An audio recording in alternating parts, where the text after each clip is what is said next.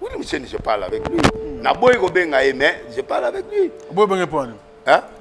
Pourquoi vous avez En fait, dans le bail, dans le sens que, parce que Batou Balingi va accentuer Ngalbi, il était dans le passé, il était dans de mauvaises vies. Mais il a changé. Mais ça, vous avez Bilo à Kala ou Koufagi de Bilogeza, ils ont l'Obama. Les loyaux sont bafing à Lingete, ça pour l'année. Parce qu'il est à côté de Lingete. J'ai répliqué. Mais parce que, mon akaye, Pemenina Lingete. Lubi ka Lingete, on a Katali solo. Ok. Pourquoi ils ont relié ça? Pour hier à la Kati. Mais est-ce que tout ce que Willy Moucheni fait, Alingete connaît?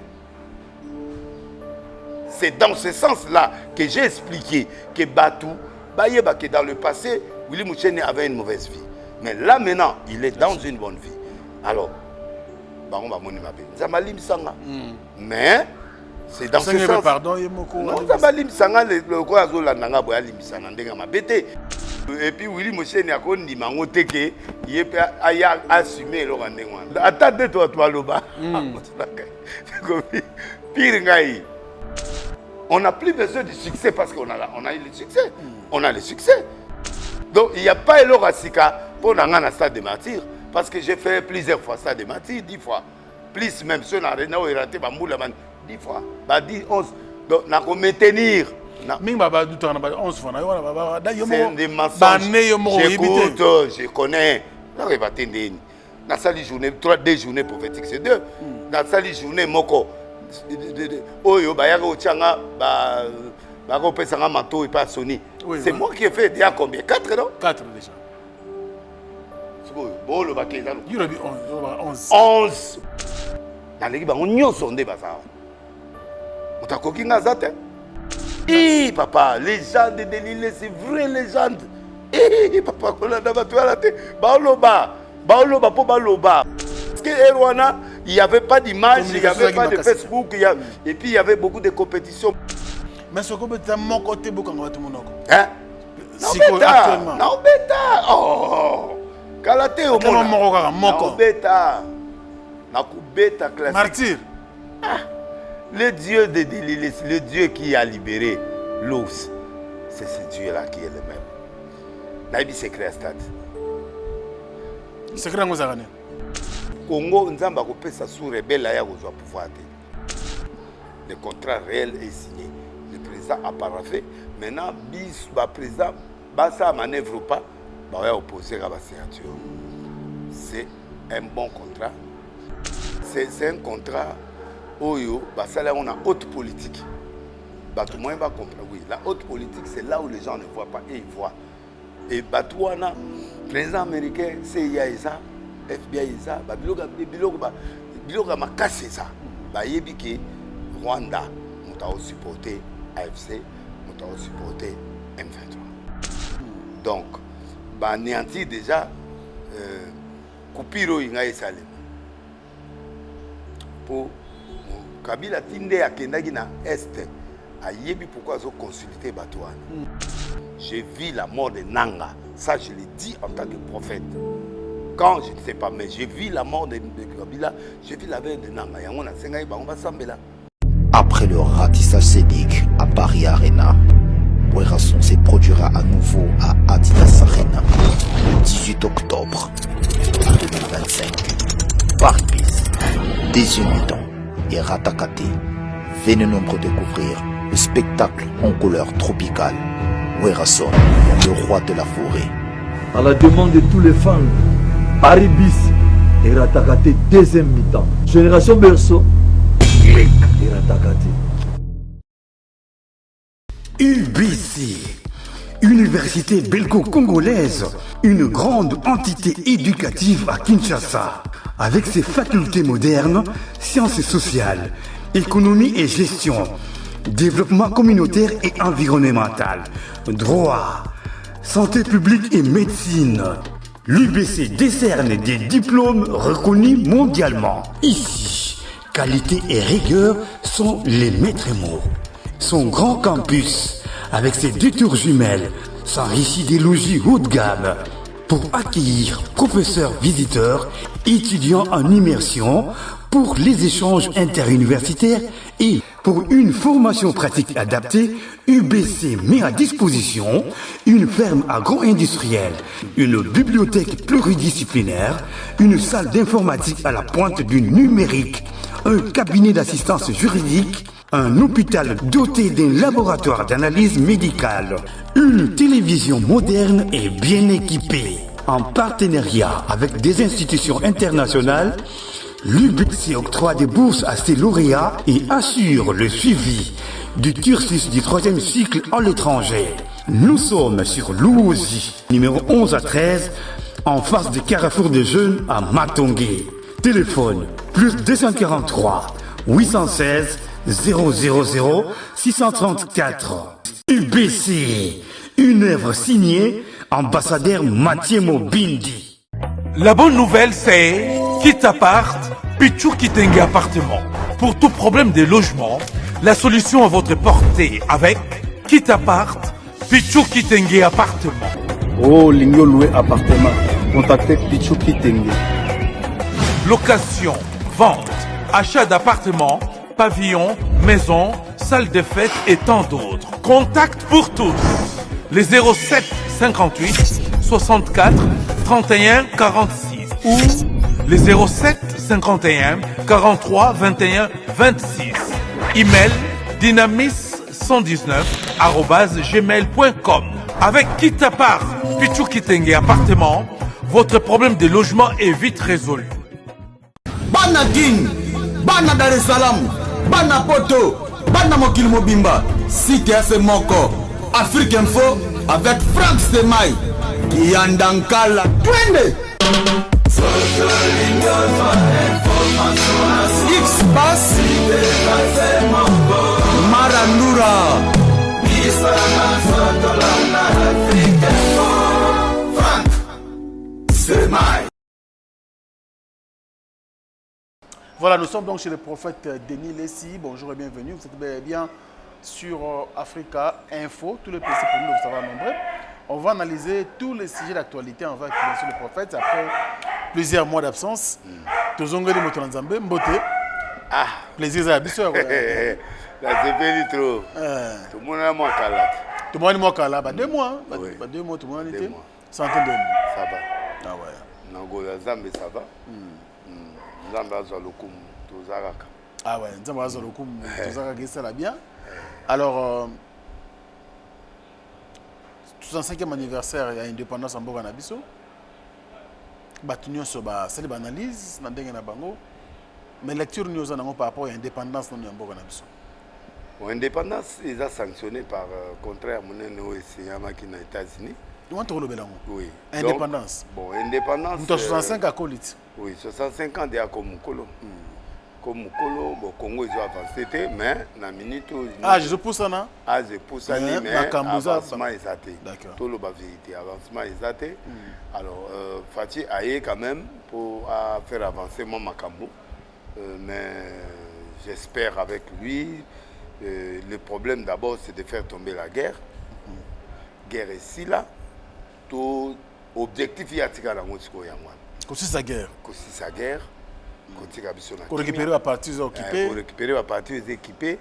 Et puis atika biso na maboko ya Nzambe de façon que tout kende ceux qui ont continué na biso d'accord mais en entendant tout ça na problème ya guerre ici là parce que partie ya mboka za maboko bangula. Alors c'est la priorité maintenant ils a tout récupérer mboka. Plus de 6, presque 6 mois pratiquement. Oui, presque 6 mois. Donc, les rebelles vont kende. Ceux qui vont zonga, baya, tout sangana ou bien vont kende. Mais moi, personnellement, bon, le souci n'a pas de guerre ici là. Guerre ici. Vont kende ou baya ou banane talingate ça guerre ici là. Mboke zonga na kimia, mboke qualité.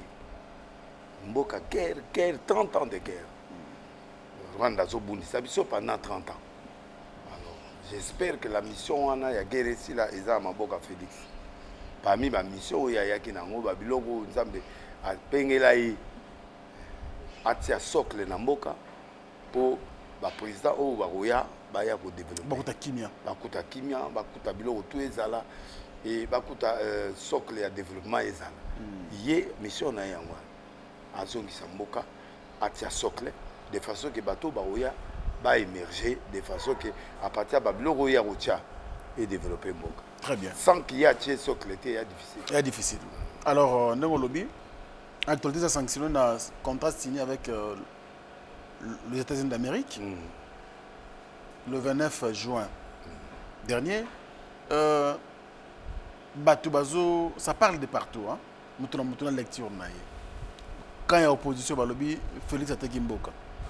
Côté Moussoussou, tu as dit, Yemoko, la ministre Thérèse Kayikwamba, alobi que non, ils ont coûté mon côté Gamboka, ils ont fait contrat économique, ils ont un contrat de paix, ils ont fait un kimi en Boka Nabiso, mais yo moko za Moutouranzambe, Batala Rayo, leader d'opinion, lecture nous avons sur ce contrat, n'a pas point de vue, en fait n'a pas point de vue nous sur Yoki et puis na connaissance aujourd'hui il y a contrat wana. Bon na sengaka na président de la République. Le président de la République a signé un contrat dans le pays moko Yamakasi pour permettre le contrat de peser sur Mboka et désorienter les ennemis et distraire. Il faut pays moko Yamakasi au Ekoki.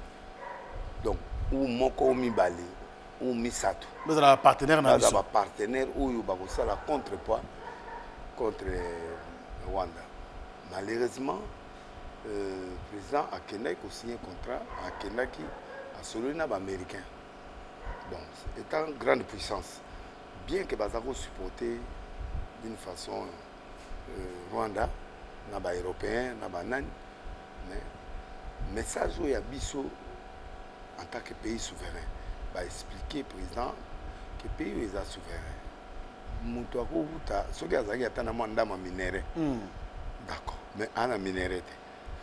Bino bozo signer contrat na ye. Pour quel but?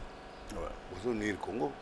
Autant mieux to signer contrat na ye. Biso moko directement na bino directement.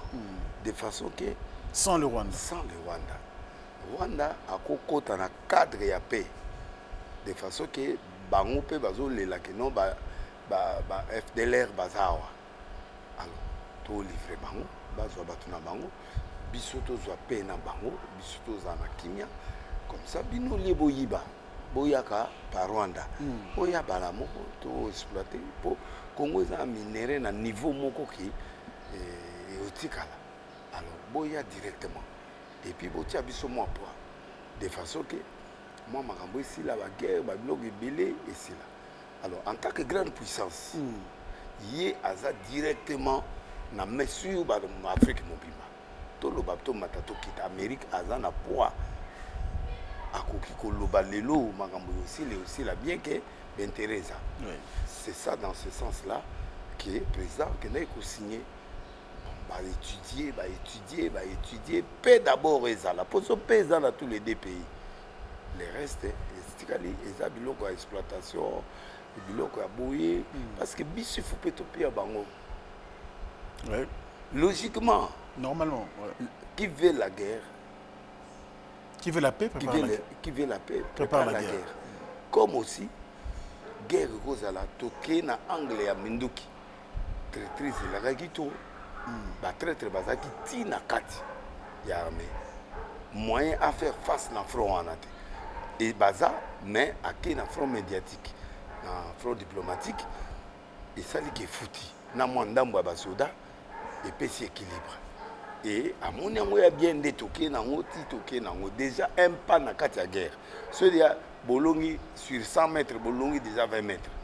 C'est déjà un pas. C'est déjà un pas, oui. Alors, Bango yo bazan en opposition, c'est normal. Il faut pas le battre qui mboka pour ba ibi fonter. Ba bi eloko ndenge zati. Bazo teki mboka te non, ate kité aza réfléchi. Attaquer lelo. Mais eloko wana eko sunga Congo.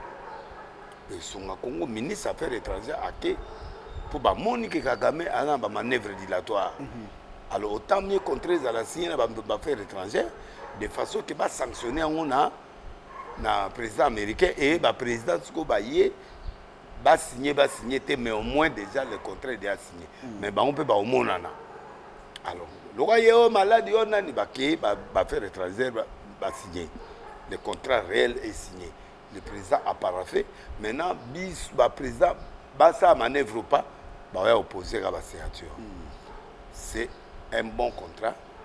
Bon, et là, on y a ces gens à moi, ma critiquer mais ce qui est vrai est que c'est un bon contrat.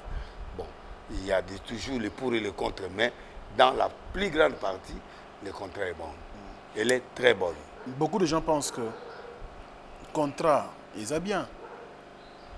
Mais, qui m'y a ceux qui bateau, bateau salamobulu, bateau, bateau occupé cette partie de la République.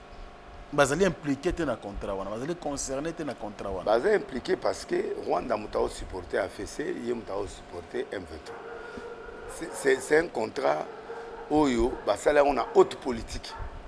Tout le monde va comprendre. Oui, la haute politique, c'est là où les gens ne voient pas et ils voient. Et Batouana, président américain, CIA ça, FBI ça, Biloga m'a cassé ça. Yebi que Rwanda m'a supporté AFC. Nous supporté M23. Baye bien go. Ba wuti kuna bayende. Ba wuti wapi. Ba bimira na Congo non, ba wuti force matérielle, force armée et wuti et pas na Rwanda.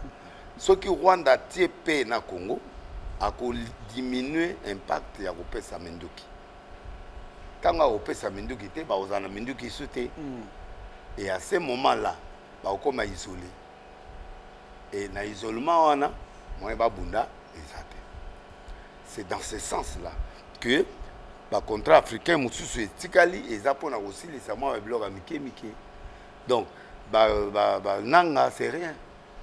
Nanga, c'est Kabila, c'est Rwanda, c'est. Donc, le président le voit bien, mon candidat FC, il autour de Kabila. Tout le monde est en haut, à Kivu, à Lingaki, à Sala. Il va à côté mais moi il va à sur les pour contrat où il faut pas reconnaître l'État souverain il y a Congo y compris Goma na Bukavu donc bah néanti déjà Kupiro inga esalema pour Kabila tinde akendaki na est ayebi pourquoi zo consulter Batouane mais pour la Kimiat non c'est pas seulement ça parce que la politique c'est très compliqué. Au cas où à Monique, Congo est ondima souté, ondima souté, to kati to proclamer état indépendant. Il faut consulter Batou. Il faut solana bango que bomoni ndeni, amboya ndeni. Comme pe to rota la boye, Batou plutôt annexé. Il y a beaucoup de choses qui sont dans Kivu là. Alors Amérique sikoyo lisonaye sur le Congo, ça va empêcher et l'autre en Salema. La balkanisation. Balkanisation et Salema. Alors, il faut ce qu'on va dire en logique. Alors, au moni, à Boudé en haute. Oui. Kabila Boudé. Aboudé contrat. Aboudé contrat. Mais il n'est pas le seul, pourtant, il pas Boudé. Yoka, Belligérant, Nanya, Osoana, Bang. Belligérant, Ezali, Rwanda. Montant a problème, Nabiso, Eza, Rwanda. Eza, Bangote, Bango, Baba, Namike, Bapoussi. Bangaba pousse à Bango après Baye. Pourquoi Baye? Moi, je l'ai redit ici, j'ai dit. Naïbi Zagi Bango, Baoyawa, Tabakotiao, pouvoir. Le problème, c'est le pouvoir. Le problème, ce n'est pas d'avoir le Congo. Non, le problème, c'est le pouvoir. Papa, Bako Yawa. Mais vous avez pouvoir. Parce que le manteau du président n'est pas déchiré. Malgré Bagé Biloko Zomona, le manteau du président est déchiré. Il a son pouvoir d'électif. Oyo, Basalagi, il a 5 ans. Officiellement, il a 5 ans. Olinga, il a 5 ans. Mandat naïf, il a 5 ans. C'est 2028. C'est 2028. Donc, il est tranquille dans son coin. Maintenant, Bango, Balingi Baya n'a sens. Donc, Bana sens d'abord, mon côté. Article 64. Hein? Article 64 de la Constitution. Oui, ben, ils peuvent dire, mais nous, on n'est pas dans l'extrême souffrance du monde, non. La guerre qui a provoqué, c'est vrai, il y a un peu de décadence, mais il n'y a pas de souffrance. Il y a haut niveau, il faut article 24, non, 64. Yemoko d'abord, il était ici. il est parti. Babiloko ya sali et ko pesa Congo nzamba ko pesa sous rebelle ya ko pouvoir. Ça c'est quelque chose que j'ai dit que jamais na Congo en tant que prophète nzambe a rolinga muta tangisi makila ya ko pouvoir. Ça en tout cas nzamba limisanga nanga limisanga na yona kabila na bato nyoso boko zo pouvoir te. Attendez nini bozo ngote. So bozuye ko chité. La prophétie sur la mort de Kabila. La mort de Kabila, j'ai vu Kabila mourir. Et j'ai demandé à sa famille de prier.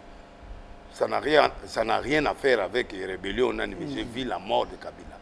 J'ai vu la mort de Nanga. Ça, je l'ai dit en tant que prophète. Quand, je ne sais pas, mais j'ai vu la mort de Kabila. J'ai vu la veille de Nanga. S'il prie bien, ça peut s'écarter. S'il ne prie pas bien, ça va se réaliser. Parce que tout ce que j'ai dit, ça se réalise. Donc, il faut assez l'attention. Parce que Kabila a engagé point Moko Oyo, même Ngana dessus. D'accord. Oui. J'aimais beaucoup Kabila. Excusez-moi, moi je suis franc. Hein. C'est parmi les gens, c'est mon ami, c'est quelqu'un que j'ai eu beaucoup de relations avec lui. C'est quelqu'un de bien, mais Nazo qui prophétie à Oya. Mais il viendra quand? Comment et quand? S'il allait venir normalement, à poser candidature normalement, ça c'est autrement. Mais abandi ba discours, abandi ba biloko, abandi ba nani, yango moni, makambo dérapé. Il dérapé parce qu'il est venu avant. Kabila ne peut pas venir avant. Kabila devait venir à l'élection. Tu vois? Mais si ko ba timbelier avant et ba précipiter liwanaï. Pas la mort physique, mais va précipiter la mort politique. Donc, la précipitation à la mort politique va cibler la société où il y a fonctionné en Afrique, partout, tu vois. Or, Kabila, il est résident. Il est l'homme le plus informé du pays, le président de la République. Comment? Qui lui a donné l'information? Et il a annoncé, et sali, décadence et sali. Mais, les gens disent oh, c'est un Rwandais, tout ça. Bon, ça sont des arguments. Mais il est déjà congolais parce qu'il était déjà président. Pendant 18 ans. Pendant 18 ans, donc il est déjà congolais. Même s'il était rwandais, il est déjà congolais. Donc, de ce côté-là, il a gagné de cause, mais le reste, on n'est pas content de lui. Moi, je suis pas, il m'a déçu. Mais on ne donne pas toujours tort aux gens. Dans le sens à Makamone. Donc, bref, contrat, tu vas douter dans le contrat. C'est implice. Parmi Babiloko et la Bissou, même à 30%, 20%, 40%, on a besoin d'avancer. Bon, les rebelles, qui déjà. Le corps est Congolais, oui. Mais ce sont des choses que les Congolais peuvent régler. Ceux qui, Rwanda, Tiki Bango, comme isolé. Na isolement wana bakomi na kati sikoyo contrat ya Amérique ya na kati ba osolola yango moni bango ba tenir compte ya dialogue. Oui. Mais moi je suis contre le dialogue des catholiques. Le président Bakiba Sangando Kamba yango nazoloba. Je suis contre le dialogue des catholiques. Catholique seul ne peut pas dialoguer. D'accord. Il faut mais je ne suis pas dans la logique des dialogues. C'est Limbisanga. D'accord. Vraiment, humainement parlant, en tant que prophète, la solution des Congo ne viendra pas dans le dialogue. Le président connaît. Le dialogue congolais, c'est pour le pouvoir. C'est pour le partage des pouvoirs. Ça pour partager le pouvoir. Vous comprenez?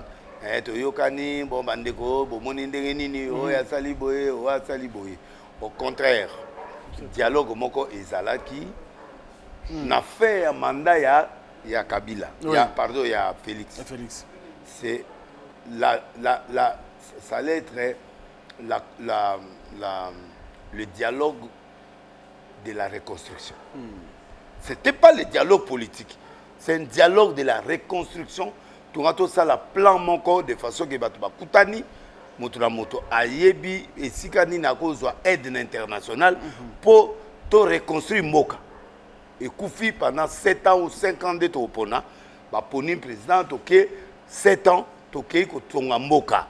C'est pas le dialogue yo za mabe yo za boy Kabila yo tolingi yo te yo tolingi yo boy te le dialogue bango ba kende oyo eza dialogue à pouvoir et à partage à pouvoir et ce dialogue là on n'a pas besoin de ça pour le moment Rwanda nanga balingi bazonga mboka faut dialogue bazonga mboka il faut dialogue Kabila ninga zonga mboka il faut dialogue et là dialogue mon côté est obligatoire pour na biso te biso dialogue o nzambe a prévoyaki et ça dialogue pour la reconstruction ya mboka ça dit au pays monde entier to sengi aide bato ba pesi ba moyen et permettre de reconstruire mboka mais oyo bango bazoluka ça dialogue wana te président doit faire attention le président doit faire attention parce que s'il cède à ce dialogue là totalement non catholique ils ont senga nzambali msanga enga na ba vérité catholique naza na confiance na bango te na confiance na bango te ba mélanger peut-être dodo kamba confession religieuse je sais pas leur formule les talibans mais nga problème na ngezali dialogue et reconstruction que j'attends mais le dialogue politique moi je suis pas là nzambali msanga naza na makamwa na tepo na Nzambe pour asala la Congo, il a besoin de président Félix et il doit parler. Combien de fois Sabino va ça dialogue? Maman Denise Asolana Basia ba leader, président Asolana Batouana. Na lobate. Ah, mamuni nango batoual balak sabiso siko. Et loko nini nga delile si na lobate na mboko. Mbele tozwa kimia. Lelo yo fayu la ye. Na kende pas fayu te. Po bakuta na Félix Basolana. La solola la été. Les lois sont ici sur le donc moi je suis à l'avance par rapport à Bango. Donc président fait attention. Bateau va tomber en erreur. Alors donc moi je crois que le Congo est congolais. Alors nanga nenge basali ba des autres basali ba toi. Confie papa. Les gens sont morts sérieusement. Alors toko l'exango boité. Ils ont tué des gens. Ils ont tué des gens. Ils ne peuvent pas s'en passer comme ça. Hein? Et comme il n'y a pas de dialogue, comme il n'y a pas de dialogue, besoin de pouvoir, c'est pas comme ça. Surtout Kabila n'a pas de dialogue trop. Bon, il a sauvé une partie du pays, mais le pays est toujours en gouffre. Ah ouais. Il est toujours en gouffre. Il n'y a pas de dialogue. Dialogue tout au Kabila, ça là. Le pays est sous avancement et ça. Donc le dialogue n'est pas la priorité de Dieu, non. Dieu, il veut la paix. Dieu veut la paix. Paix est cause de la dialogue. Paix est cause salima. Parce que Moutounet, il va opposer à dialogue. Il va opposer. Moutounet a besoin de dialogue. Peut-être M23 là, il y a un peu de kota. Bishop Bibranda, Branda, to lingi pe soute. Comme l'okwana et baby simson moka. Alors, beaucoup de prudence. Alors, mboka ngo et loko nyonso ezo sala biso nyonso ya richesse. Yango moni président qui doit signer contrat na Amérique pour makamwana esila. Donc, ba dialogue ba oloba lokuta balingi dialogue. Problème à Kabila dialogue. Problème à M23 dialogue. Problème il y a AFC dialogue, il y a pas autre chose muta obunda bitumba. Awuta kuna ya wazati. Nzambe, il n'y a pas de Joseph Kabila D. 3. Non. Donc bref, et là au mokote au musée ayela biso ba Rwanda des conséquences. Tokondi masu Rwanda ayate, Rwanda kota na voie normale a sengi mukanda, asu mukanda. A côté na voie normale asu mukanda ba yaka boy Uganda a commis soldat congolais, o ya commis soldat congolais. Bref, armée ezate. Au monde armée pour président tia mwana na secrétaire tia nde au monde moi kimi esonki. Ça dit que le pays était infiltré na niveau moko kondimate. Na parlement, na sénat, la même chose. Eza tilelo. Mais toujours on appelle na parti politique bien sûr. Na CC, INC, na IDPS baza biété. Ba biété, lokuta mabe ba biété. Tu es au niveau du colo? Oui. Ba biété bazo sala semblant. Ah bon? Oui. La vraie réconciliation, il faut ça là, mais baza réconcilier. Ba réconcilier. Il fonctionne na hypocrisie. Né à monde bazo ken. OK. hypocrite babato oyo bakota Congo kala na bato oyo bazwa ba poste kala bakoma na mboko oyo bango nde babazwa papa mboka ngo ezaka kamere na Félix na bato wana te mboka eza biso nyonso mboka eza kaka président Félix na kamere te na oyo akomi na Sénat onani Sama Lukombe te te mboka eza ya biso nyonso il faut to participer d'étudiants baba na Tshisekedi ye wana komi secrétaire yo mona ba fuite des arrasus donc on senti que mboka il faut participation ya force vive na kati ya nani mais ozo comprendre mboka ezaka caméra ou taïb déjà président de l'Assemblée azongi pour la politique si c'était dans la logique en azongate Sama Lukota ou du Premier ministre a commis le président du Sénat. C'est quel pays où les mêmes personnes tournent, qui prennent le pouvoir. C'est eux qui dirigent le pays. C'est Kamere, président Félix, et Sama Lukota, plus c'est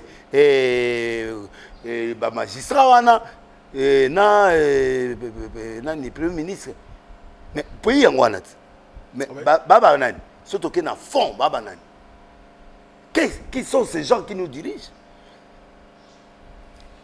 Kamere parle à Boyipé, Nani, Bassamisa, Nani, comme Oyo, Premier ministre, Alimao, Balimisi, Nani, Azobang en prison.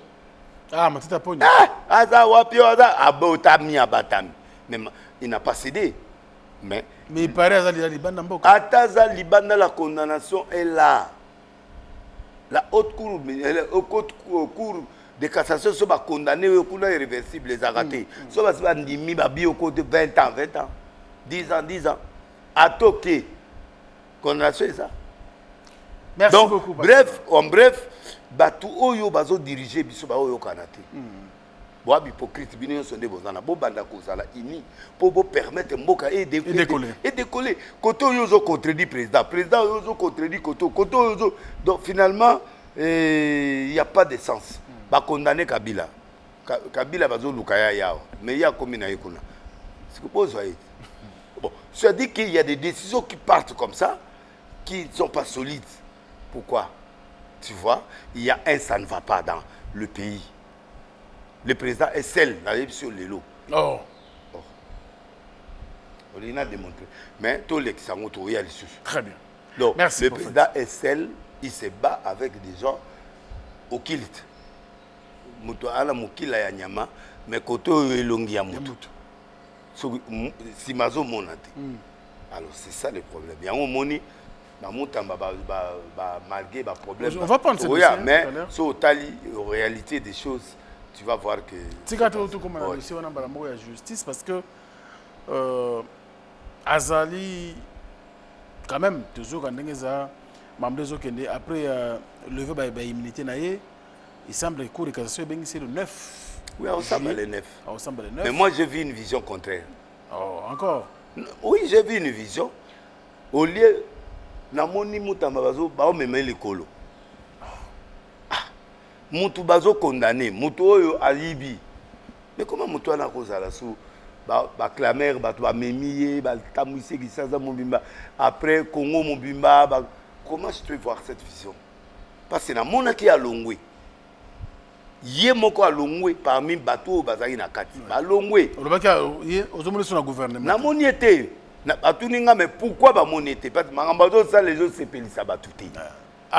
Ça c'est cette cause qu'il a enlevé. Makambo yazo sala les autres c'est pelisa batouté. Ça dit beaucoup. C'est-à-dire il peut y avoir des problèmes. Même kaoyaye. Na ebisio ba mibi ba ebele na Congo. Oyo ba ko sala na même sort qui. Mais il a été rapide papa longolier. Mais moi, je vois là, même à Tabakangi, dans la prison, je vois la gloire devant ces garçons-là. Pourquoi? Pourquoi bah me mié na batu likolo, batu tout bah me mié. Congo moko ezui après, ezui nan. En fait, ces garçons-là, il a quelque chose. Hormis ma bena yena, procédure est normale. Oh, nyon so basali. Il est normal. Normal. Mais il a quelque chose. je demande, Ataba au condamné, Ataba au Sanini, mais il y a quelque chose qui est dans cet homme-là, qui est important pour ce pays. Il a mené sa vie dans... Il a amené la légèreté dans sa vie. S'il aurait m'écouté, il allait être un grand. Mais je sais qu'il n'y a pas de retard pour Dieu. Alors, qui on a dit quoi? Tout le monde a dit. Tout le monde a dit pour Atunaïnga sur la prophétie. Il a expliqué la prophétie. Tout le monde a dit. Mais, je lui ai dit qu'il fasse attention. Parce qu'on a Zoloba devant le monde entier. Dieu m'a dit, va, parle avec lui. Je suis parti, j'ai parlé avec lui. Tant on tu as commis ça, tu as commis ça, tu as commis ça, tu as commis. Ah bien oui, erreur. Ouais. Alors, maintenant que tu as commis ça, je lui ai dit, assume. Tout ce qui t'arrivera, assume. Plaire devant Dieu. Pour que Dieu te fasse grâce. Malgré mon olete. Mais la procédure, selon ma cambouéké, ça te fait tomber. Mais Dieu est un Dieu de repentance. Ouais. Repends-toi. Dieu va te récupérer. Même si tu ne rentres pas au gouvernement. Mais Dieu peut te récupérer tôt ou tard. Parce que je vois la gloire. Bazo Tomolayo. Je suis le prophète de la prophétie. Il m'a invité pour lui expliquer la prophétie. Je lui ai expliqué la prophétie. Il s'est humilié. Je dis, okay. Ce que Dieu cherche, c'est la repentance. S'il fait la repentance comme il faut, il va être jugé. Peu importe ce qui peut lui arriver. Mais le problème, c'est d'assumer. Ouais. Assumer, oui, il y a eu ça, mais je n'ai pas bouffé. Mais, c'est qu'il y a erreur, il y avait erreur ici, il y a erreur. D'accord. Il a dit, oui, je suis d'accord. Voilà. Assume la justice avec équité et assumer. Oye koye la yo, soy prison ndima, soy prison te ndima, soy beba otika yo otika. Mais ne faut pas trop agiter, reste calme, accepte la sentence qui doit te venir. C'est ce qu'il a pris.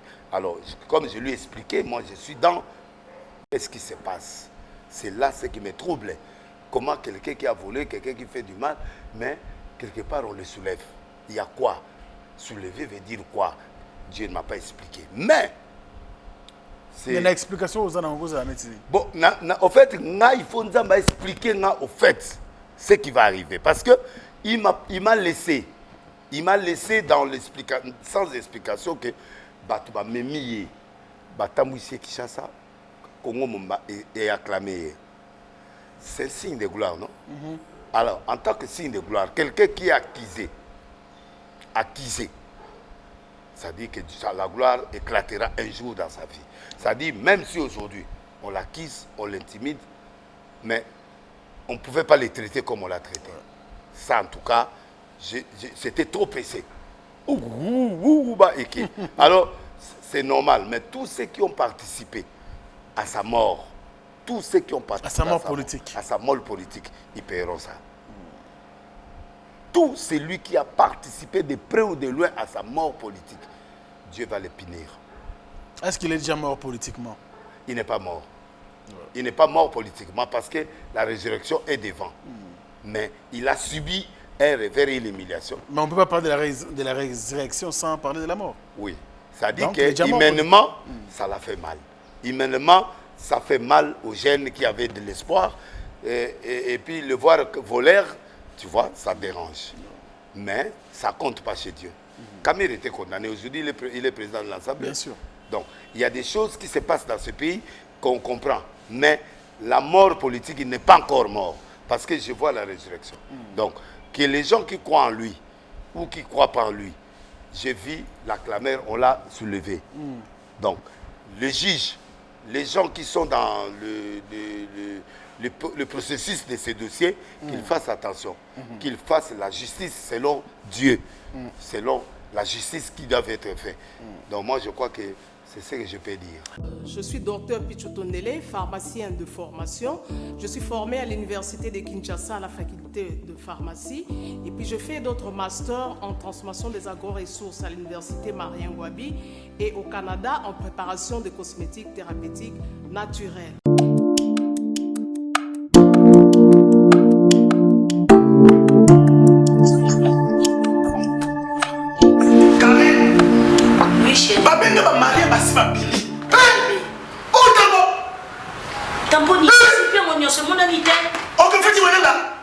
pas côté ni. T'es carré. Ok, faites bon n'angate. Na yela ya ba produit banda kala pona ba tampon wana. Savon d'ici. Pembe mwindu akosokono c'est sans problème. D'ici au collagène pour le traitement de taches, tampons, vergetures, rides et poches. D'ici réparateur pour le traitement des acnés, de points noirs et pour régénérer votre peau. Utilisez toute la gamme, le sérum, le savon et gel douche. D'ici cheveux pour le traitement de cheveux abîmés. Utilisez l'huile et son shampoing. Avec Dixie. Toujours.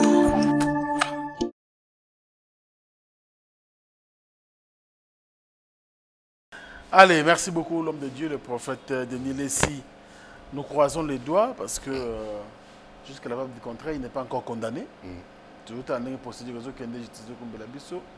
C'est très très important.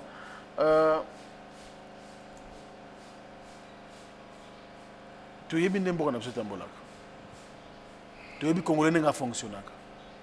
Les lots, batunio sont remontés là, constamment dans sur mon coboy. Mais en parlant de ce dossier, il y a encore un autre dossier Oyo,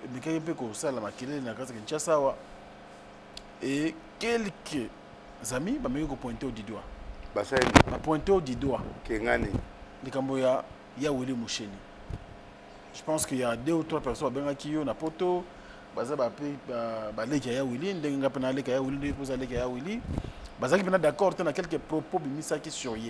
je suis désolé, mais dans la logique, c'est ça. Mais dans ce qui parle d'autres qui est touché. Dans le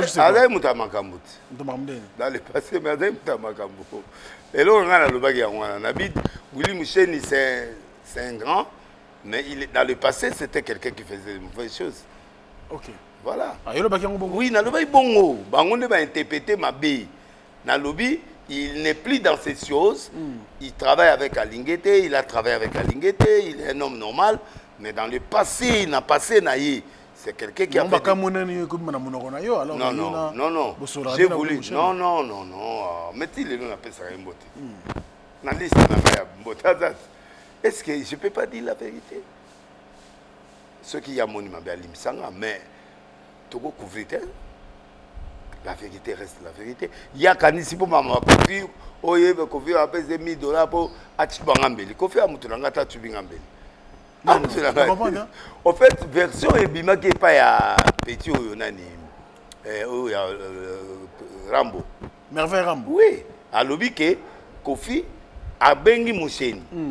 Abi miliango yo benga de l'Esaya sur Oyanga na Tchaimbeli. Ok. On comprend. Yes, go tanga na salle émission, on va comprendre nga na venger. Ah d'accord. Non, ça n'a rien à faire avec ça. Oui, monsieur, je parle avec lui. Na boy go benga mais je parle avec lui. Boy benga point. Hein? Pourquoi boy benga? Ah.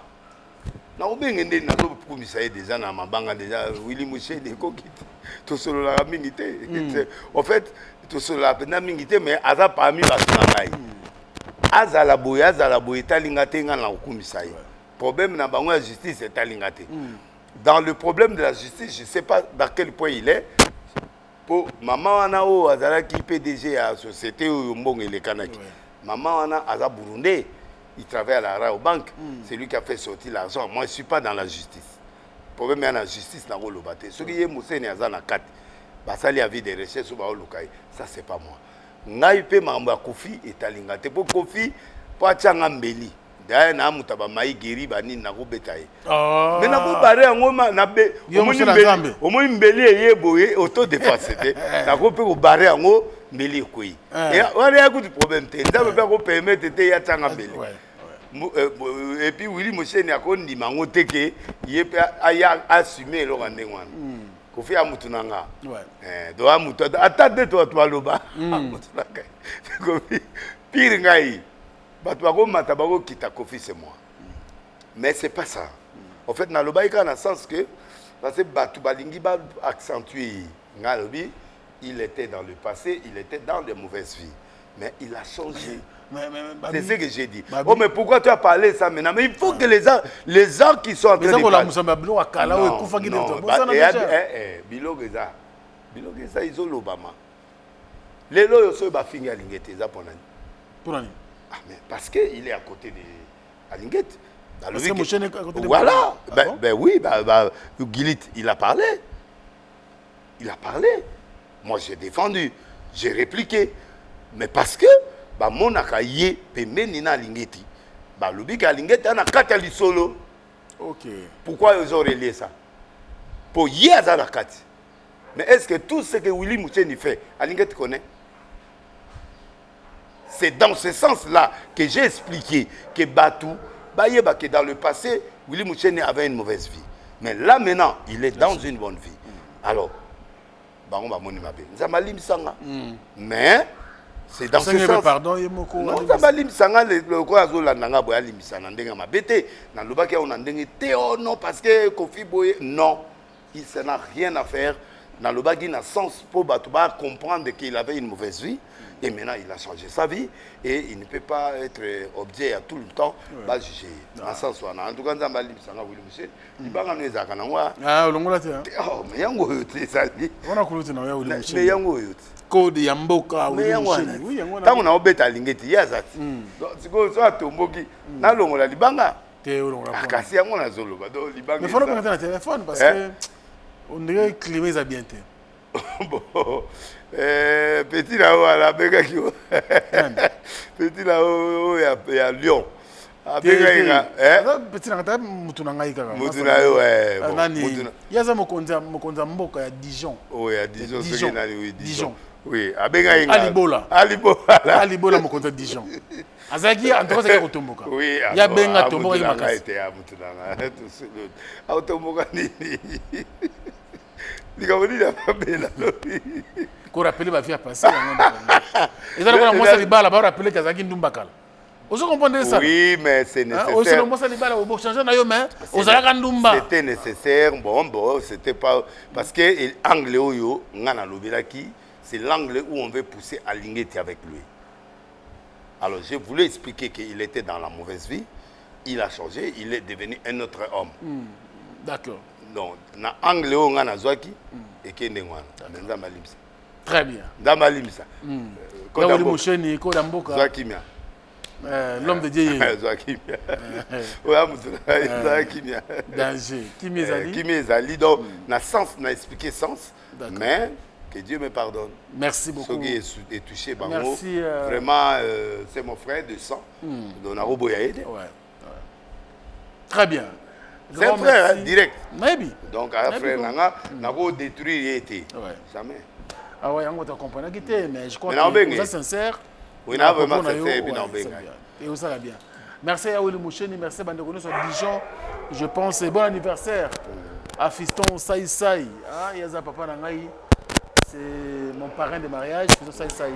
Bon anniversaire. Saï Saï, Fiston Saï Saï, Gamogo. Alors, parrain là. Parrain dans le mariage, ouais. Ah! Ouais. Bon, il y a aux appareils de. Ah, ça t'est pas. Ah! Parrain là. Oh! Ah bon? Naïba été? Naïba été? Si. Na fille, naï. Ah! Naïba été? T'es dans des gens impossible. C'est possible. Ça fait 7 ans. Non, naïba été. Nakamoué. Yo yebisanga. Au y a un mariage, t'es? En 2018. Bon, yo t'es dans un mariage. T'es aux arts à pote, on dirait. La pote. Au moins, naïba été? Naïba été. Anniversaire naïzaki le 30 juin. Ah, ok. Joyeux anniversaire, ça. Vous n'avez pas ça? Il n'y a pas de. Ah, Moutakati. Allez, bande de retour à Dijon, un clin spécial à vous tous. Oui, en tout cas, bande de retour à Dijon. Dijon, donc, Mouton Zambazoya. Ah oui. Il y a même à Dijon. Pas plus qu'on a Rambo qu'on a Dijon. Après Paris, Dijon. Il y a une ville, Dijon, tout le monde. Dijon. Ville moi qui toque. Nali opé nani. Et frère Tamot. Oui, bien frère. Oui. Après ça, il a maté.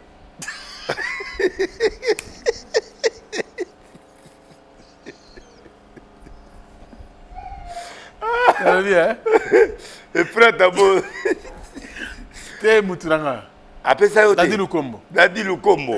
Aux yeux, le côté. Non, comme à Lyon. Il y a Pierre Kabato, attends, à Lyon. Ah, l'idée, le gars là, yo.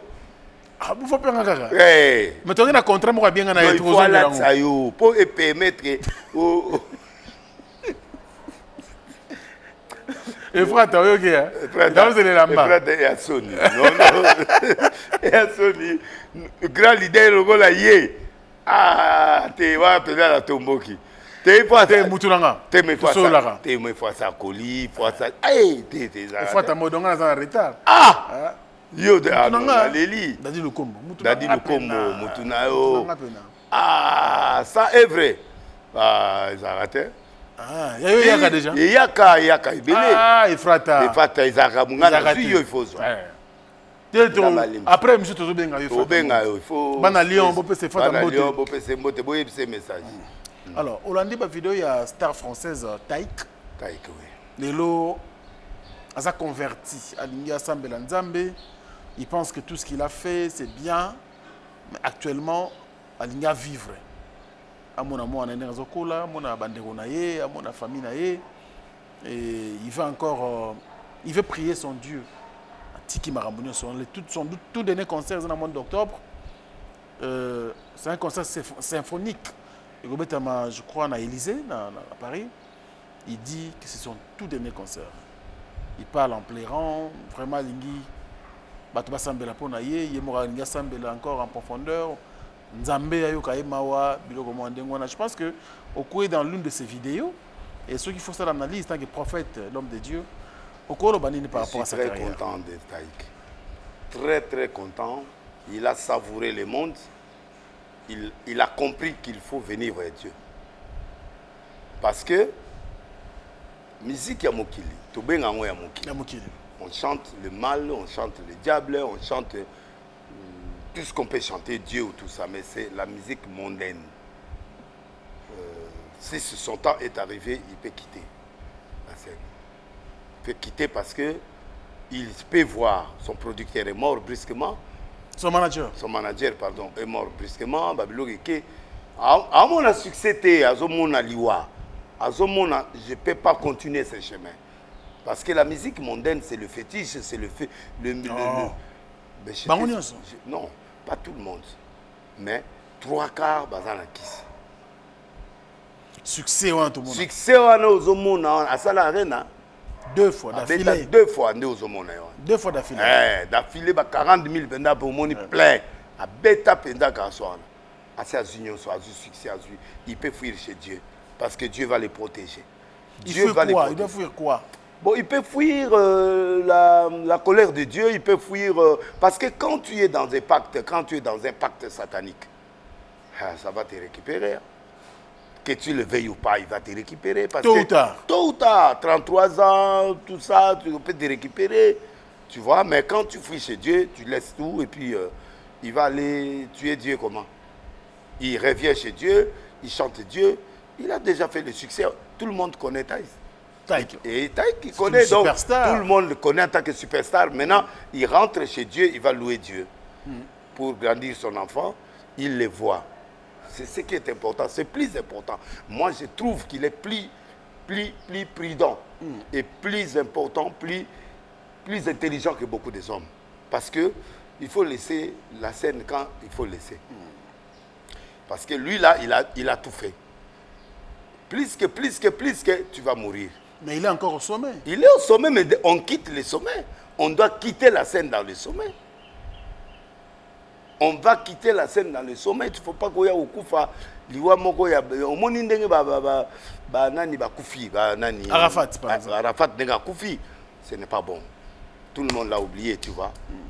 Alors, autant mieux que lui, qu'il existe encore, Dieu va le combattre. Dieu va le protéger. Maintenant, il reste en vie. Ah, t'as ici, voilà. C'est un grand. C'est bon. Et il reste dans l'apogée. Il a quitté dans l'apogée, il reste dans l'apogée. Moi, je vais le soutenir, je peux prier pour lui. Il va faire. Mais les autres là, vous qui êtes encore ici, qui s'est malombaté.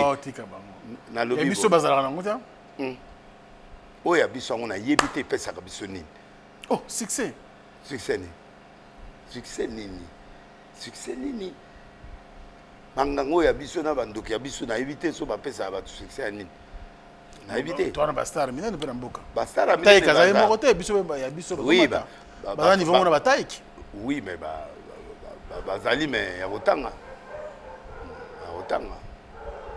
Ya kotanga et puis voilà ba travailler et loko nzamba ebisa inga 5 musiciens faut ba travailler 5 kasi na ebisa ipa na yo to bosana na ndako ya se ouais ke ba musu ba aussi là ba musu komo yo kita o monate ba forcer mais ba sala te donc Dieu pas parler maintenant batika ba bongo la mitema ba ya yoka papa Taïsa Lobi.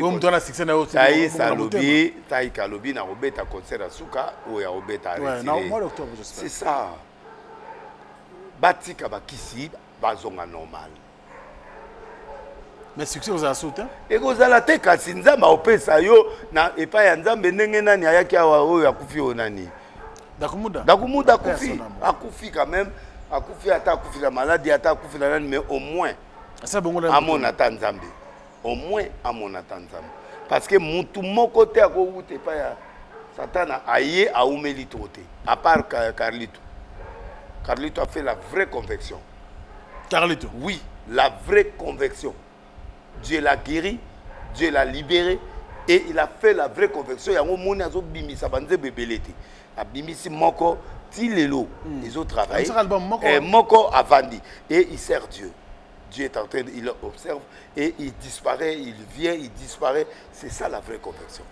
Tu vois? À part Khalito, et belé au moni baye, mais débat vite. Parce que la conversion a été trop pressée. Papa, mais ça m'a béni pour Bakouyate. Donc, mais Khalito a fait la vraie conversion, il y a un moni à Zoumela. Alors, Baya et pas ensemble. Baya. Mais Bao Moussou Batikali côté wana Bossal Nzambe dans la vérité, dans le calme. Après vous allez quitter progressivement. Dieu va vous. Bazana katam yomo lobi ke kuneza Nzambe te. Bossal Nzambe kuna ndenge. Moni bataïs. A longwe taïka longwe maman aye pas Nzambe. Ayebi pourquoi? Il y a des autres qui ont eu la longévité de musique. Mais bah délaissez-les. Moi je te parle en tant que prophète. Et belé. Même la biso a. Oui, awa nazolo banakin. OK. 3 basili déjà. 3. Oui. Oh déjà basili nani. Non mais batumusu déjà basili. Nani nani. Ah, olinga natanga. Moyo banga kate yo mto nzambe. Na banga kate mais ya obendela nga ba problème. Oko banga lelo. Na bangi. Na bangi po liwa eza na kati na kotanga kombote. Liwa na kati? Oui, na moko liweza. Liweza na kotanga ete. Bon, Oliweza te kasi mibale wana. Bon. Baza neti ba légende, neti ba Wera, neti ba nani JB, ils sont là. Bango ba na catalyste wana. Non, bazali parmi batu oyo ba sala makamwa minene na mboka. Mais ba vani na bango ba continuer au sala mais dans le calme. Alors, musicien mususu neti ba Kofi par exemple. C'est un homme qui a fait beaucoup de temps. Oui. Maintenant, il doit se reposer, il doit être dans le calme. Il doit être dans le calme à comparer vie na yena ba falite na ba ferete na ba non, qu'il reste dans la compétition. Il est encore fort. Sa tête fonctionne encore. À côté à retraite qu'il fasse ce qu'il est capable de faire. Ne forçons pas la nature. Quand tu forces la nature va te rattraper. Est-ce que où est Azobétate? Azobétate. Adès Arena en octobre. Mais on a solo bâti. Azobétate. JB et Yalinga qui ne obétate. Oui. Caractère tout ce n'est pas content. Kofi, Babiso, Batoua Nyoso. Toi, on a droit à maintenance. Toi, on a besoin de succès. On a le succès. Yo, tu quittes Moïse Mbiaza. Dans le lobby. Naza ne l'aura prouvé dans Moïse. Avant Moïse habite à stade, moi j'étais au stade. Donc, je maintiens l'élévation. À mon voiture, à scandé, Zabo. Quand ma voiture a un problème, le premier, ils allaient entretenir la voiture. La voiture est en état. Ouais. Il faut entretenir, il faut. C'est tout qui nous reste. Nous, on n'a plus besoin de faire le monter. Nous, on a besoin de maintenir l'élévation. Tout ça, la carte élévation, ça dit tout maintenir de façon que tout quitte. Tout ça, là, on maintient. On est là dans la maintenance. Si quoi, Moïse Bazoya, Nani, Mike Bazoya, Francis Bazoya, bato mosusu baoya bakuta biso Michel Bakenda n'a pas bandit dans la limité. à commune pasteur. Pasteur. N'échanger. Yo mutu nazaki na posa na ozaka ou comme sous pasteur. Mais est-ce que ba pétition? Non, ba péticité mais na su bato. Chaque samedi kuna. Oui, problème eza bongoté, problème ezali. Bo bikamoté ba ya kaka. Ba ya problème ya te. En fait, problème na biso ezali maintenance, Kofi maintenance, JB maintenance. JB lo na osala. Na minute. Mais c'est beaucoup yango. Mais yango na soloba maintenance, c'est-à-dire nous maintenons l'élévation. D'accord. On n'a plus besoin de succès parce qu'on a eu le succès. On a le succès. Maintenant, au lieu à Kita, alala, atikali na maintenance. Kofi pe atikali na maintenance. Il joue des concerts, des grands concerts à Obeta, mais à forcer na niveau ya ba qualité, na niveau ya ba ferité. Ba faire ba bundana po ba bazo mata. Quand tu dis ça, tu vois quoi? Ba grande salle. Non, je voulais dire ceci. Je voulais dire ceci. Non, qu'on force on a zoloba et zaboui. Ne ngana zaboui. Na ko sala biloko na sala il y a 10 ans, 15 ans, 20 ans. Je peux pas faire ça. C'est-à-dire qu'au stade de martyr. J'ai déjà fait le martyr. Parler du peuple. Na sala. Bonsoir restaurant de Mabeza. Maintenance. Il y a moi la zoloba maintenance. Et ça était que dans qui parler du peuple à Sika. Non, je maintiens ce que j'ai fait déjà. N'habitez ce soir. Oui. Voilà. Donc, il n'y a pas un Sika pour un stade de martyr. Parce que j'ai fait plusieurs fois stade de martyr, 10 fois. Plus même, si on a raté, 10 fois. 10, 11. Donc, on a maintenir. C'est des mensonges. J'écoute, je connais. On va attendre. Dans la journée, 2 journées prophétiques, c'est 2. Dans la journée, moko. Oyo bayaka ochanga ba kopesanga manteau et pas Sony. C'est moi qui ai fait déjà combien? 4 non? 4 déjà. Bon le baké ça.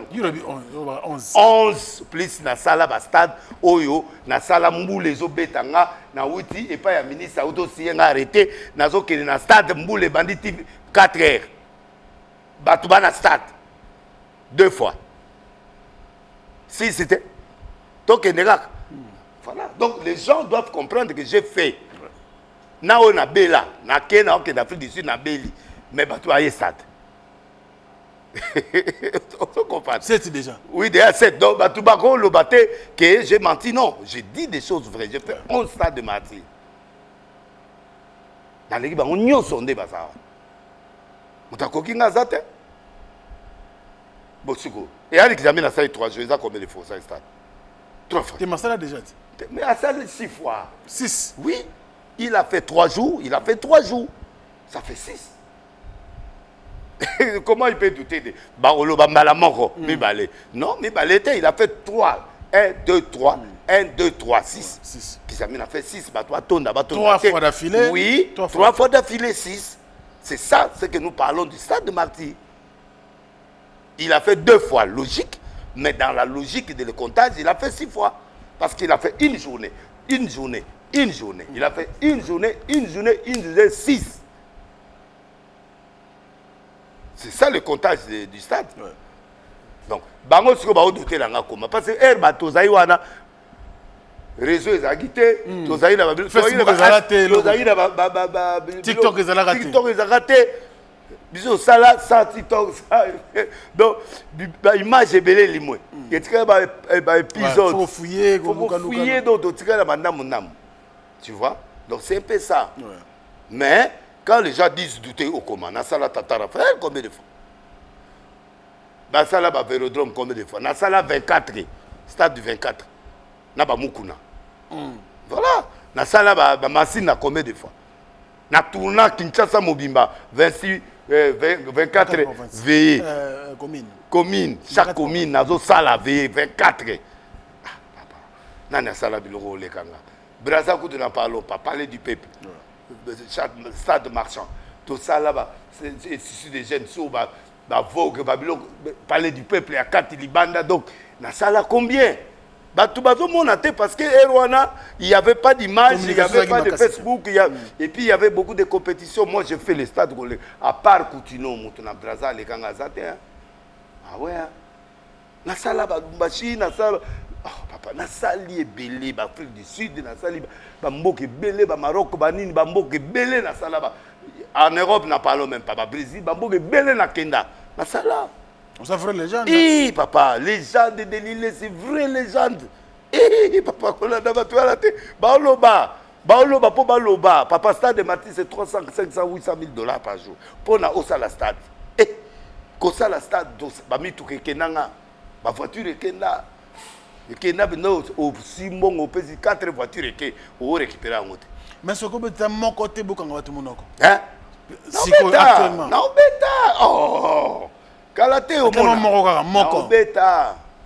Nakubeta classique. Martyr. Ah.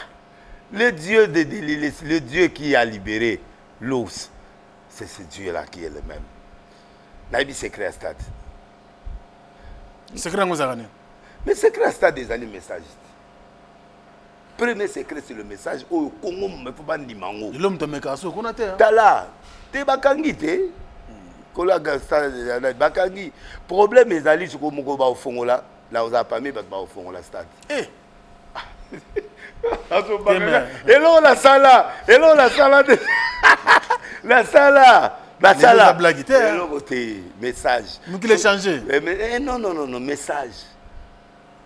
Nana message on a collé en Kalate. Message on a publié on pas monde entier Jésus. Et basboya. Message. Stade ko kenango bongote. Stade pour kenango il faut un message. Oh ya ba Moïse ezali musique.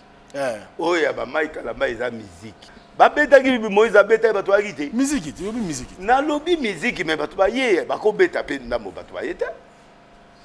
Mais ba to ba ye pourquoi? Kalambaye, comment? L'argent, le message, l'organisation et tout ça. Biso R na biso toi na nanité, toi na Facebook toi de logo papa. Faut féliciter biso. Et bah tu vas sambela solo. Oui papa. Lelo ba tu komi misu makasi. Papa tika batu basala to sala makambo. Biso toi ba légende. Ya nzambe biso toi ba légende proprement dite. Ah, nous avons sauté, papa. Tout na Moïse stade à jour, tout na Maïka Maïka. Il y a facilité. Eh, facilité. Tous les bateaux, pendant Nzamba Benga, nous avons bateau. Yako côté. Jésus est ici, Jésus bana tongoti. Oui, Jésus. Il y a facilité. Donc, les loyaux. Anglais et un message na moyen. Les restes, les 12 actions nous soient déjà bloquées. Pour c'est un bon belé, c'est un million, c'est un bongo. C'est déjà bongo na message. C'est un message aux bongo. Les gens viendront. Ngai carburé zate, mais batu ba plein. Carburé zate. Nana sala stade avant kuzamina, na sala stade avant mamemi kutino, na sala stade. Nga sala stade avant Sonia. Sonia et après. Kizamina après. Nga derrière la salle, il y a premier stade, il y a plein. Désolé pour vous dire un peu baobaye. Je suis ambitieux. D'abord, il faut être ambitieux. Ouais. Pour faire le stade, il faut être ambitieux. Tu dois avoir l'audace. Donc, parler du peuple, on a ça là, parler du peuple. Plein, Tina, Zamba. Tout le temps, pendant une semaine, on est aussi là. Ah, on va passer, on va kena. On va tout belati, le va tout parler du peuple. Donc, tu as dit que 20 000 personnes, tu loues instrument à 20 000. Et tu as un instrument 4. Tu as 2 heures du temps pour louer un instrument, tu vas dans le vide. Tu vas y papa, gouverneur a aussi l'anniversaire, tu gouverneur. Nini, ça, Nini Bima, bisous pour toi la campagne. Campagne à 18h. Campagne à 15h, tu vas y 6h. Tout ça, c'est événement. Namboko yango zomona batu moy ba tolérer te moni génération ba yebingate.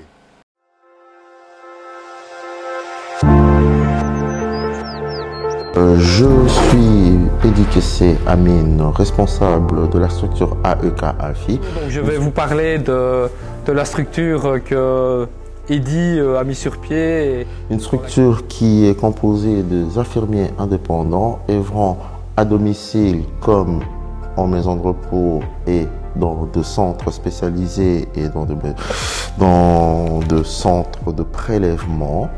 Et nous œuvrons plus dans les secteurs de spa, Verviers, alentour, jusque, disons, Grand Chat, Petit Chat, pour tout ce qui est domicile. Donc il s'agit d'une structure infirmière qui est destinée à réaliser des remplacements de professionnels infirmiers sur des lieux multiples, qui sont principalement des maisons de repos, des maisons de prise en charge de personnes handicapées, mais également des soins à domicile. Il y a des projets qui sont en cours pour développer des soins chirurgicaux au domicile en collaboration avec des chirurgiens. Donc on travaille en collaboration avec plusieurs maisons de repos, avec des centres de prélèvement, avec des centres pour handicapés.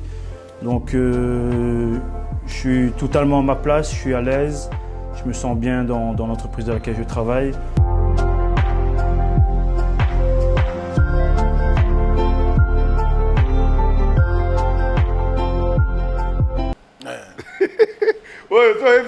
Il a 7 stades, 12 stades, on a net blague. Pour aller bien gâter.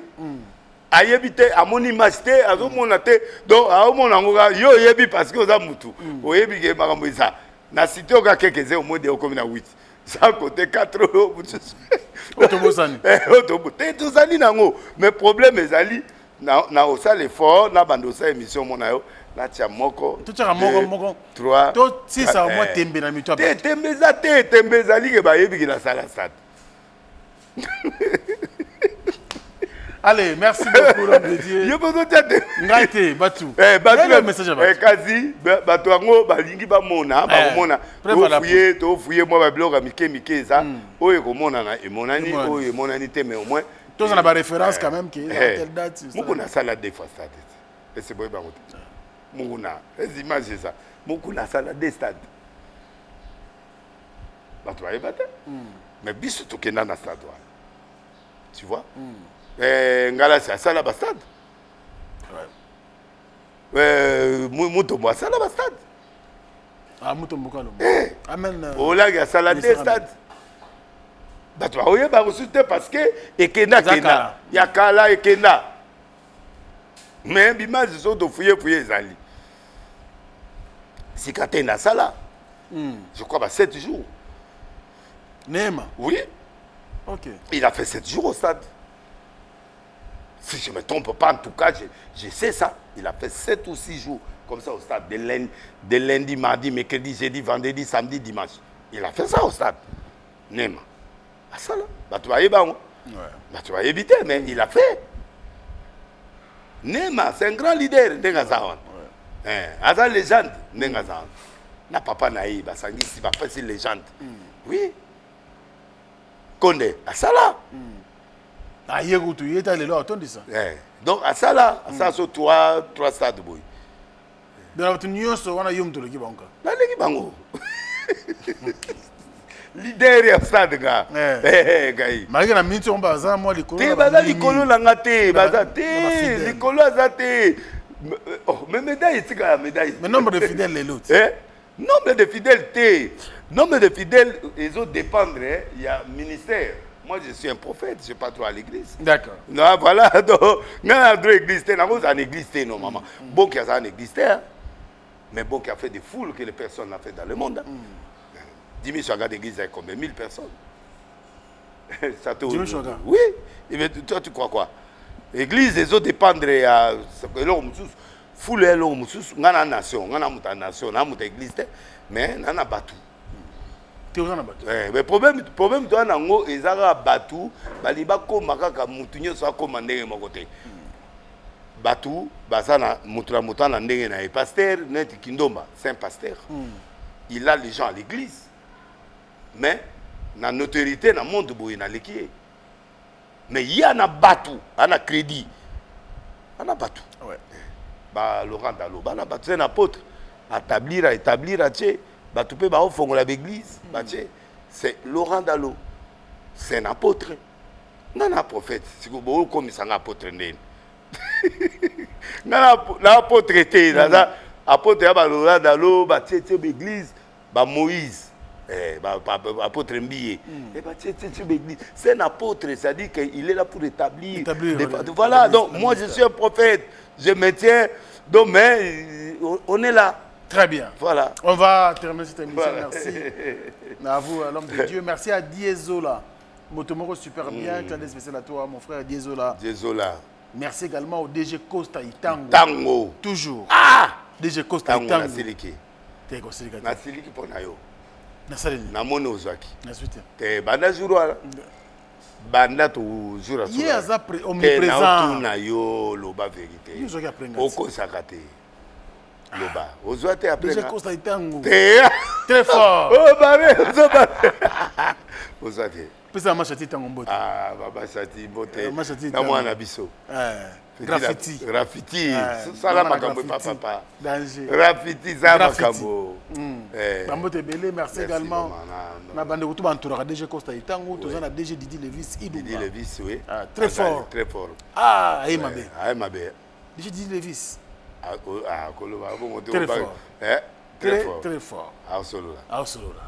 Et puis bande kutu na pesimbo Adonis Poporo, merci également. Na Blanchard Konapungu, Bandeko tout. Baza retour, il y a DG Costa Itango, merci. Également. Ndeko na biso Luc Kulapa. Luc, hein? Kulapa. Kulapa. Ba vena yo ezali. Eza wapi. Kasi c'est là nga biso message. Non, c'est pas bien. Vous avez bon ou pas? Te lobby.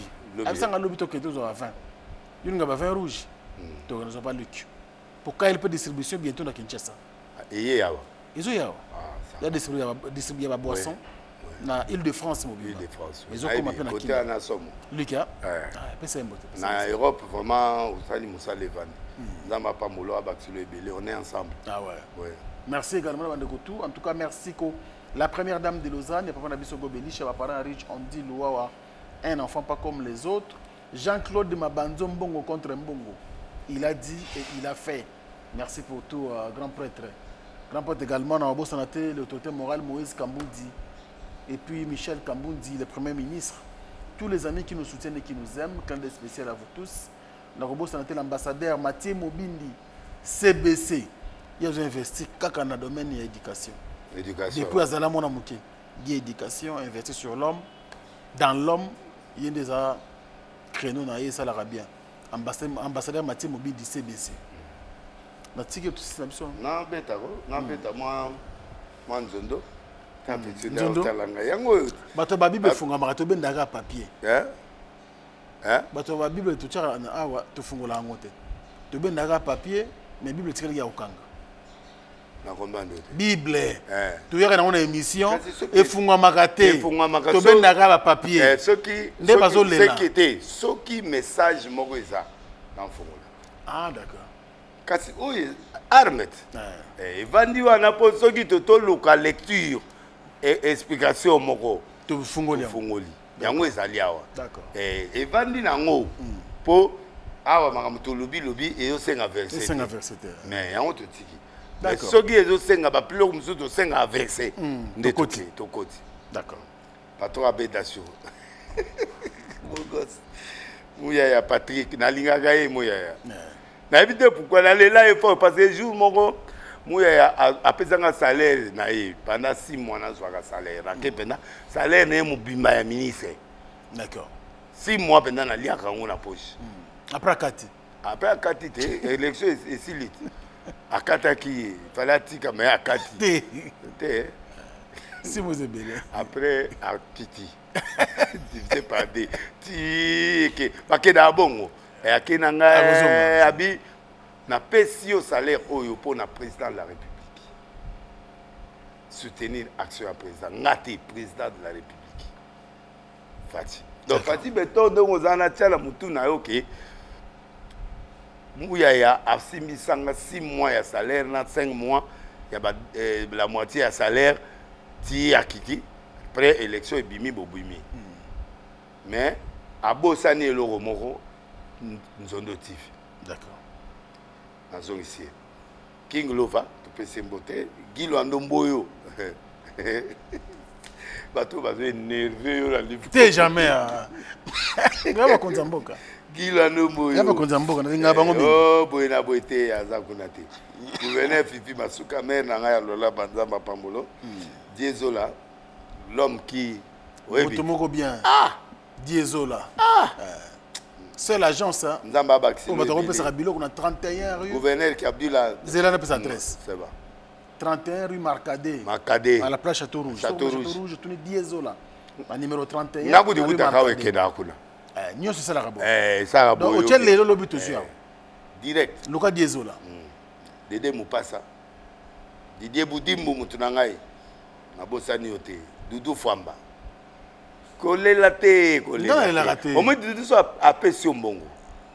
Pour ça réserve à une année. Doudou Famba. T'as à ce qui s'y va la quitte. Doudou Famba sera appelé sur là. Sera bien soutenir yo. Une année réserve. Doudou Famba ministre de Finance. Ministre de Finance. Akeda voyage à Zonga, Zonga il est là au lobby.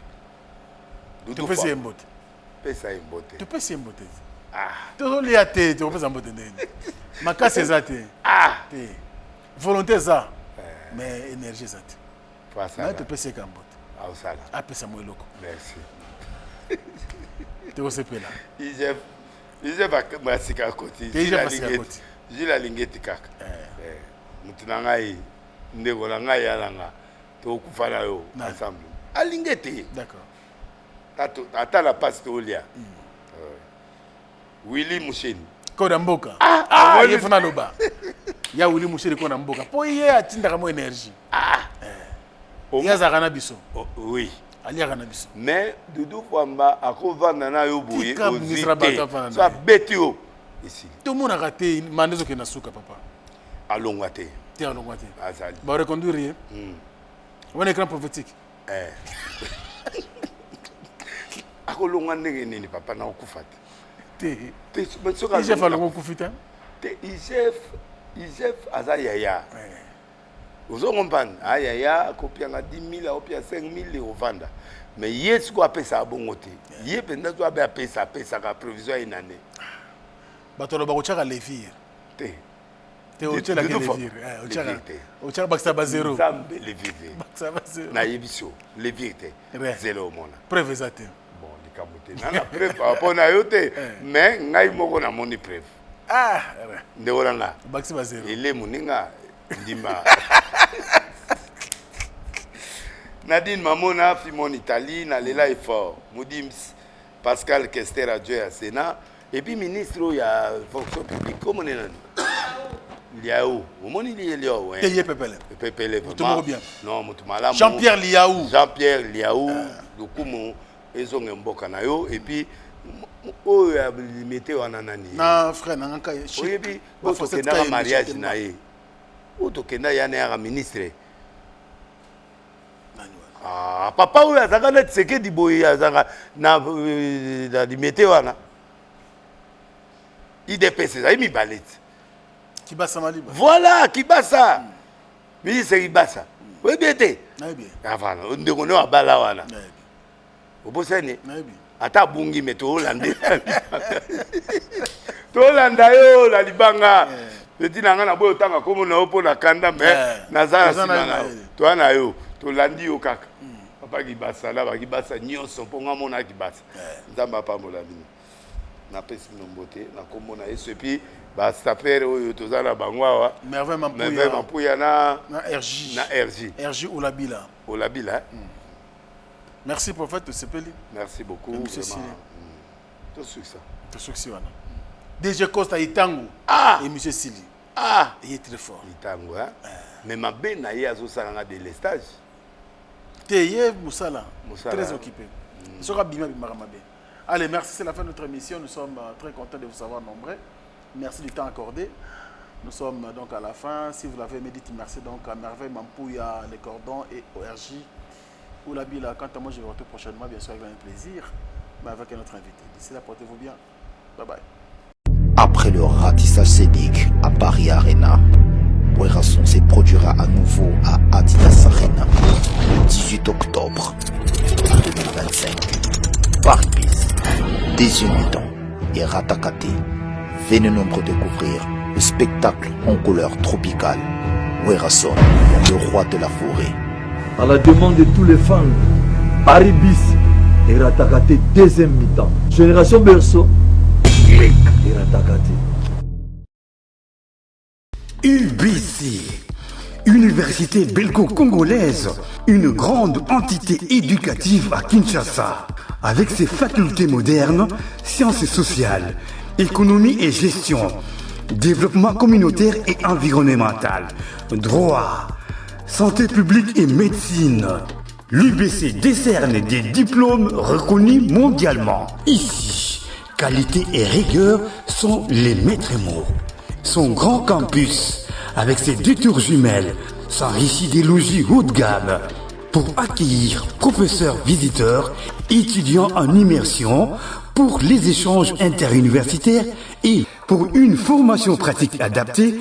UBC met à disposition une ferme agro-industrielle, une bibliothèque pluridisciplinaire, une salle d'informatique à la pointe du numérique, un cabinet d'assistance juridique, un hôpital doté d'un laboratoire d'analyse médicale, une télévision moderne et bien équipée. En partenariat avec des institutions internationales, l'UBC octroie des bourses à ses lauréats et assure le suivi du cursus du 3e cycle à l'étranger. Nous sommes sur Louosi, numéro 11 à 13, en face du carrefour de jeunes à Matongé. Téléphone plus 243 816 000 634. UBC, une œuvre signée ambassadeur Mathieu Mobindi. La bonne nouvelle, c'est Kitapart, Pichou Kitenge Appartement. Pour tout problème de logement, la solution à votre portée avec Kitapart, Pichou Kitenge Appartement. Oh, Lingyo loué appartement. Contactez Pichou Kitenge. Location, vente, achat d'appartements, pavillons, maisons, salles de fête et tant d'autres. Contact pour tous. Les 07 58 64 31 46 ou les 07 51 43 21 26.